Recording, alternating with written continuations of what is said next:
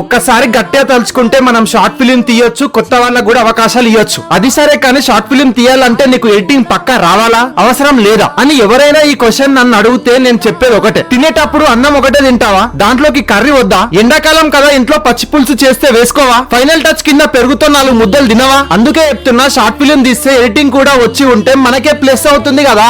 Editing చేయరా బాబు బాబు అని చెప్పి ఎవరిని అడుకోవాల్సిన పని ఉండదు కదా. సరే నువ్వు కొత్త ప్రొఫెషనల్ ఎడిటర్ కాదు, అలా అనుకుంటే ఫస్ట్ లో ఎవడు కూడా ప్రొఫెషనల్ ఎడిటర్ కాడు. పుట్టంగానే కారు నడిపినావా, ఫస్ట్ నడుచుడు నేర్చుకుంటివి, తెగ ఉరికితివి, బొక్క బోర్లా పడితివి, బండంటివి కార్దాంగా వస్తావేమో. చూడు ఈ పిల్లోడు నా ఎడిటింగ్ వీడియోని ఎంత ఇంట్రెస్టింగ్ గా చూస్తుండో. చెయ్యాలన్న పట్టుదల ఉంటే ఏం లేని వీడియో కూడా ప్రాణం పోయొచ్చు, ఆ వీడియోని 100 ఏళ్ళు బ్రతికించొచ్చు అని చెప్పి నేను చెప్తున్నా. నాకే గనక ఛాన్స్ వస్తే ఎడిటింగ్ స్కూల్ పెట్టి అందరికి ఎడిటింగ్ నేర్పిస్తా, ఫిల్మ్ మేకింగ్ స్కూల్ పెట్టి యాక్టింగ్ నుంచి డైరెక్షన్ వరకు నేర్పిస్తా. వీడికి అంత టాలెంట్ ఉందా అని నువ్వు అనుకోవచ్చు. నేనేమంటున్నా అంటే ప్రతి ఒక్కరికి టాలెంట్ ఉంటది, నేను బయటికి తీస్తున్నా, మీరు తీయట్లేదు అంతే. ఇంకా అంతేకాదు ముందు ఇలాగే షార్ట్ ఫిలిమ్స్ తీసుకుంటూ కొత్త వాళ్ళకు కూడా అవకాశాలు కూడా ఇస్తా. కావాలంటే రాసి పెట్టుకోండి, నా పేరు శరత్ ఫిల్మ్ మేకర్ అని. నన్ను సపోర్ట్ చేద్దాం అనుకున్న వాళ్ళు జస్ట్ ఏం లేదు, నన్ను ఫాలో చేయండి చాలు. మీ ఫ్రెండ్స్ అండ్ ఫ్యామిలీకి అందరికి కూడా ఈ వీడియోని షేర్ చేసి వాళ్ళని కూడా మోటివేట్ చేయండి. ఇంట్రెస్ట్ ఉంటే ఏజ్ అయిపోయినా సరే, ఎందుకంటే ఏజ్ అనేది జస్ట్ ఒక నెంబర్ మాత్రమే. ఏం చేస్తున్నా అని చెప్పి మీ అందరికి డౌట్ ఉంటది, ఎందుకంటే నేను ఇంకా ఈ ప్రాజెక్ట్ ని స్టార్ట్ చేయాలి. మరి స్టార్ట్ చేయకుండా అప్పుడే ఎడిటింగ్ ఏంటి అని చెప్పి ఆలోచించవచ్చు. అయితే